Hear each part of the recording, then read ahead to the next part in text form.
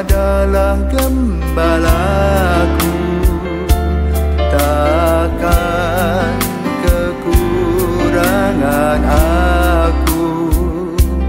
Ia membaringkan aku di padang berumput hijau. Saudara-saudari yang terkasih di dalam Kristus, selamat pagi. Salam jumpa lagi dalam Sabda Siap Saji. Minggu 8 Oktober 2023, hari Minggu biasa yang ke-27. Marilah kita berdoa dalam nama Bapa dan Putra dan Roh Kudus. Amin. Allah yang Maha Kuasa dan kekal, kebaikan-Mu tiada tara, jauh melampaui segala yang kami mohon dan jauh melebihi jasa-jasa kami. Curahkanlah belas kasih-Mu atas kami, singkirkanlah segala yang menggelisahkan hati kami, dan tambahkanlah apa yang belum terungkap dalam doa-doa kami ini. Dengan pengantaraan Yesus Kristus Putra-Mu Tuhan kami, yang bersama dengan Dikau dalam persatuan Roh Kudus, hidup dan berkuasa Allah sepanjang segala masa. Amin. Tuhan bersamamu Dan bersama rohmu. Inilah Injil Yesus Kristus menurut Matius. Dimuliakanlah Tuhan. Matius bab 21 ayat 33 sampai dengan 43. Sekali peristiwa berkatalah Yesus kepada imam-imam kepala dan tua-tua bangsa Yahudi, "Dengarkanlah perumpamaan ini. Ada seorang tuan tanah membuka kebun anggur dan membuat pagar sekelilingnya. Ia menggali lubang tempat memeras anggur dan mendirikan menara jaga di dalam kebun itu. Kemudian ia menyewakan kebun itu kepada penggarap-penggarap lalu berangkat ke negeri lain. Ketika hampir tiba musim petik, ia menyuruh hamba-hambanya kepada penggarap-penggarap itu untuk menerima hasil yang menjadi bagiannya. Tetapi para penggarap menangkap hamba-hambanya itu, yang seorang mereka pukuli, yang lain mereka bunuh, dan yang lain lagi mereka lempari dengan batu.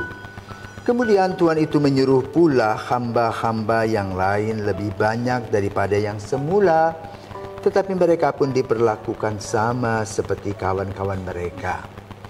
Akhirnya Tuhan itu menyuruh anaknya kepada mereka, katanya, 'Anakku akan mereka segani.'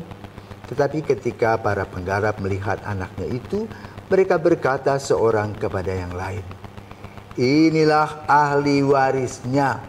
Mari kita bunuh dia, supaya warisannya menjadi milik kita.' Mereka menangkap dia dan melemparkannya keluar kebun anggur itu lalu membunuhnya. Apabila tuan kebun anggur itu datang, apakah yang akan dilakukannya dengan penggarap-penggarap itu?" Kata imam-imam kepala dan tua-tua bangsa Yahudi kepada Yesus, "Ia akan membinasakan orang-orang jahat itu, dan kebun anggur itu akan dia sewakan kepada penggarap-penggarap lain yang akan menyerahkan hasil kepadanya pada waktunya." Kata Yesus kepada mereka, "Belum pernahkah kamu baca dalam kitab suci, batu yang dibuang oleh tukang-tukang bangunan telah menjadi batu penjuru? Hal itu terjadi dari pihak Tuhan, suatu perbuatan ajaib di mata kita. Sebab itu aku berkata kepadamu, kerajaan Allah akan diambil dari kamu dan akan diberikan kepada suatu bangsa yang akan menghasilkan buah kerajaan itu." Demikianlah sabda Tuhan. Terpujilah Kristus. Baik, terima kasih Romo. Saya ingin menanyakan satu pertanyaan. Bagaimana sih Romo contoh nyata atau contoh konkret dari penggarap-penggarap itu untuk kehidupan kita saat ini? Dengan bagaimana sih contoh nyata dari sikap kita terkait dengan penggarap-penggarap ini? Gitu, Romo. Selamat pagi Leon dan selamat pagi para pirsawan. Kalau kita membaca Injil dalam minggu ke-27 ini, Yesus memfokuskannya kepada penggarap. Dalam konteks ini penggarap-penggarap itu adalah orang-orang Yahudi. Kenapa? Mereka diberi kekuasaan, mereka diberi keleluasaan, mereka diberi kesempatan untuk mengimani Kristus. Tapi sampai sekarang, kalau berbicara soal sejarah, mereka itu tetap menganut agama Yudaisme.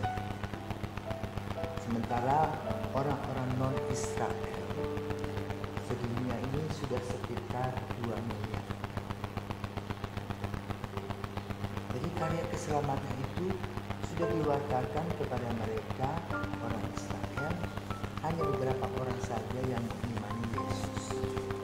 Bahkan dalam sejarah, ketika Yesus hidup, dia memberitakan tentang kerajaan Allah, kasih Allah yang sedemikian rupa, bukannya dieluk-elukan, tapi disalibkan.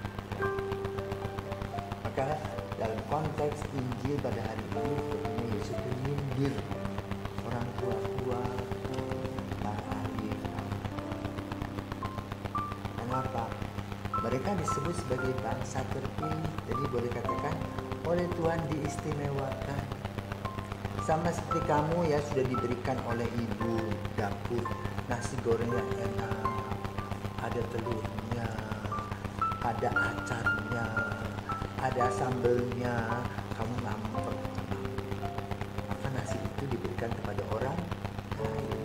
Nasi itu sebagai gambaran keselamatan melalui Yesus Kristus. Nah, pada hari ini kita tidak membicarakan orang Israel lagi, sudah lewat. Tapi sekarang kita merefleksi diri sebagai penggarap dengan pertanyaan, apakah kita betul sebagai penggarap atau sebagai kontraktor melaksanakan tugas kita dengan baik sehingga kontrak kita menghasilkan buah-buah yang berkelimpahan. Artinya dapat keuntungan untuk aku sebagai penggarap atau kontraktor, juga aku menyerahkan hasil kepada si pemilik kebun itu dengan hasil yang memuaskan. Siapakah penggarap-penggarap itu? Kita khususnya para pejabat gereja dan keluarga-keluarga Kristian. Refleksinya adalah, apakah kita betul sudah dengan sungguh-sungguh melaksanakan tugas kita dengan baik sesuai dengan bidang kita masing-masing, atau kita anggap bahwa tugas yang diberikan, tugas mulia ini hanya dipakai untuk kenikmatan kita. Misalnya pastor pakai jubah, duduk enak di pastoran, ada mobil, sudah akan tidur. Padahal banyak orang yang menderita kelaparan. Dan bagaimana kita mencari solusi anak-anak yang tidak sekolah, yang para migran pergi ke sana kemari, orang kelaparan, bagaimana mencari solusi? Apakah kita dengan gaya hidup mewah kita mewartakan kabar gembira itu, atau kita merasa empati dan simpati kepada mereka? Nah, inilah yang perlu direfleksikan. Yang kedua, bagi keluarga-keluarga Kristian, apakah keluarga sudah memberikan contoh kepada anak-anak bagaimana hidup sebagai keluarga Kristian, sehingga anak-anak itu akan mengikuti langkah-langkah mereka sebagai pengikut Yesus? Bukankah sekarang kaum muda sudah mulai banyak anggap Yesus tidak ada, lalu orang tua tidak punya kekuasaan apa-apa, takut kepada anak-anak untuk mengatakan Kristus yang wafat bangkit menyelamatkan. Itulah tugas kita. Jangan sampai kita memang harus perhatikan kualitas dari iman kita, tetapi juga tentu kuantitas. Kita melihat keadaan gereja di Eropa, ya, gereja-gereja yang begitu bagus, jadi kafe, jadi restoran, jadi kantor, itu menyedihkan. Kenapa? Orang-orang itu tidak ada lagi yang percaya kepada Kristus. Kenapa? Karena panutannya sudah tidak ada. Karena itu hati hati-hati dengan orang-orang Katolik di Asia. Saat ini orang Asia ini bumi, panggilan subur makmur, tapi lalu ada saatnya grafik itu turun kalau para imam, para uskup Asia yang berkarir di Asia itu tidak memberikan teladan yang baik kepada umat, hanya menikmati kesenangan sebagai imam, lalu umat diperas dan mereka akan tinggalkan gereja. Belajarlah dari situasi di Eropa, di mana dengan situasi modern itu tidak ada lagi belas kasih. Ya, orang hanya telepon, ngobrol dengan telepon, tetapi tidak face to face. Dengan alasan tidak ada waktu. Nah, bukti-buktinya gejala-gejala sekarang kelihatan. Orang sibuk dengan internet, orang sibuk jadi YouTuber, orang sibuk jadi TikToker. Kalau pelayanan kepada umat itu, apakah betul dilaksanakan? Apakah sarana ini dipakai untuk pemetaan itu? Atau untuk mencari kesenangan? Nah, inilah refleksi yang perlu kita refleksikan dalam rangka menjawab kata penggarap. Ya, kenapa? Tuhan Yesus mencintai, Tuhan Yesus memberikan kepada kita kesempatan, dan kesempatan itu satu kali lewat. Ya, maka gunakan dengan baik, dan khususnya untuk kamu para seminaris ini loh. Kalau ada harapan gereja masuk, coba lebih serius belajar, mempersiapkan diri menjadi calon imam, refleksi diri, dan setiap saat setelah doa, entah doa malam atau setelah doa ekaristi, duduk dan bertanya kepada Yesus, seriuskah Yesus dipanggil saya? Kalau yang serius, bantu dong saya dengan kesulitan-kesulitan yang saya alami. Pasti Tuhan akan menunjukkan tangan. Tapi kalau kita sudah diberikan oleh Yesus segala macam fasilitas, kita cuek bete, pastinya juga mau besar.